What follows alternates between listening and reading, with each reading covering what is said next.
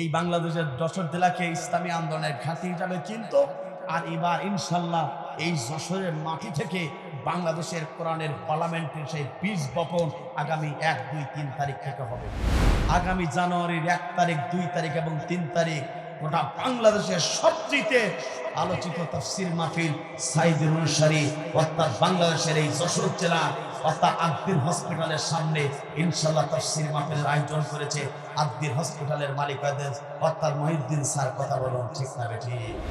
এই বাংলাদেশের তার তাফসীর শোনার জন্য 10 লক্ষের অধিক লোক একত্রিত হয়। তিনি হচ্ছেন অর্থাৎ কুমিল্লার সন্তান।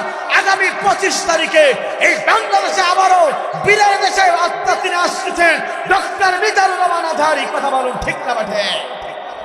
এই বাংলাদেশের এই যশোর জেলা হচ্ছে প্রথম ডিজিটাল জেলা। আর ইতিহাসে গোটা পৃথিবীতে যশোরকে অন্যভাবে বিশ্লেষণ করার জন্য আগামী জানুয়ারির 1 তারিখ, 2 তারিখ এবং 3 তারিখ গোটা বাংলাদেশের সবচেয়ে আলোচিত তাফসীর মাহফিল সাইদুল অনুসারী অর্থাৎ বাংলাদেশের এই যশোর জেলা অর্থাৎ আদ্দির হসপিটালের সামনে ইনশাল্লাহ তাফসীর মাহফিলের আয়োজন করেছে আদ্দির হসপিটালের মালিকাদের অর্থাৎ মহিউদ্দিন স্যার। কথা বলুন ঠিক না বেঠিক? অর্থাৎ 64টা জেলাকে তো চেনে। আর আগামীতে কোরআনের পাখিরা ওখানে তাফসীর করবে।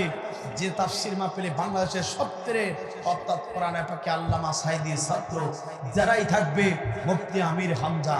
কথা বলুন ঠিক না বেঠিক? আব্দুল্লাহ সাইফুল্লাহ, এরপরে রফিকুল ইসলাম মাদানী, এরপর আপনারা দেখেছেন শেখ আহমদুল্লাহ, শাইখুল হাদিস মামুনুল হক। এবং এটি ইতিহাস প্রমাণ করে এই বাংলাদেশের তার তাফসীর শোনার জন্য 10 লক্ষের অধিক লোক একত্রিত হয়। তিনি হচ্ছেন অর্থাৎ কুমিল্লার সন্তান। আগামী 25 তারিখে এই বাংলাদেশে আবারও বীরের দেশে অর্থাৎ তিনি আসছেন ডক্টর মিজানুর রহমান আজহারী। কথা বলুন ঠিক না বেঠিক? সেই ডক্টর মিজানুর রহমান আজহারী যশোরের বুকে কোরআনের তাফসীর মাহফিল নিয়ে হাজির হচ্ছেন কোরআনের তাফসীর করার জন্য। এই জন্য যশোরবাসী খুশি না বেজার? জোরে বলেন খুশি না বেজার?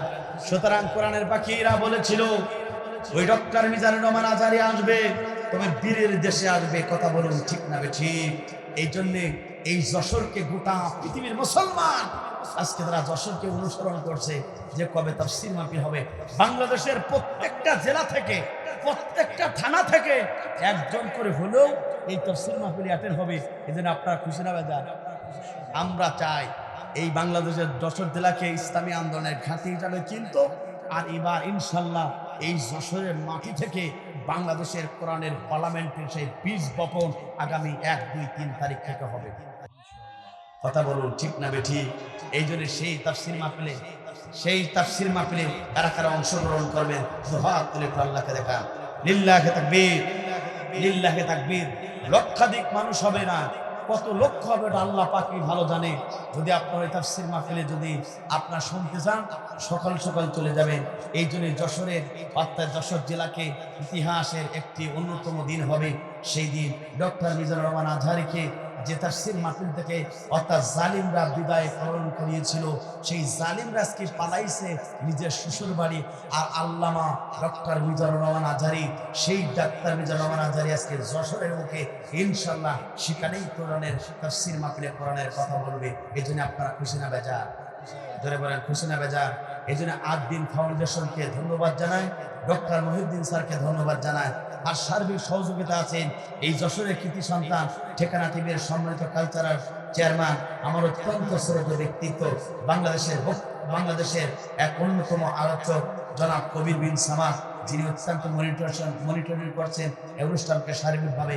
এই জন্য আপনারাও সেই মাহফিলে ইনশাল্লাহ শরীক হবেন। আল্লাহ পাক আগামী জানুয়ারির 1, 2 এবং 3 তারিখে ডক্টর মিজানুর রহমান আজহারী, মুফতি আমির হামজা, শেখ আহমদুল্লাহ, আব্দুল্লাহ সাইফুল্লাহ এবং আপনার মামুনুল হকের এই তাফসীর মাহফিলটাকে আল্লাহ পাক এই বাংলাদেশে কবুল করুক। ইনশাল্লাহ ইসলাম প্রতিষ্ঠার জন্য যেন এই ময়দান থেকে ইসলামের পতাকা উদ্যম হোক। চিৎকার করে বলেন আল্লাহুম্মা আমিন।